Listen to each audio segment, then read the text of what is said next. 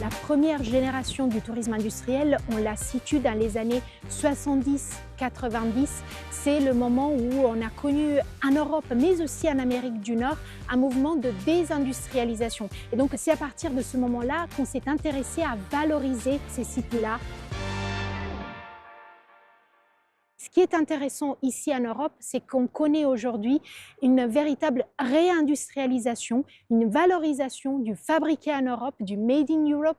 Et donc le tourisme industriel peut exactement contribuer à cet objectif-là. Pour des sites comme celui-ci, il faut qu'on crée tout autour des infrastructures, des hôtels et tout ce qui peut venir au service du confort du visiteur. D'où l'importance de mobiliser dans notre projet des décideurs publics qui ont la capacité d'influencer les politiques des régions, des territoires, des communautés locales pour pouvoir effectivement faire progresser tout cela. Ce qui est important aujourd'hui pour les touristes, c'est de vivre une expérience. C'est ce qui va faire qu'ils reviennent. Ils sont en demande de sens, d'authenticité, de quelque chose qu'on ne trouve pas ailleurs. Et le tourisme industriel permet parfaitement de répondre à cette demande, à la fois parce qu'on va visiter des sites qui sont atypiques et aussi de mettre les mains à la pâte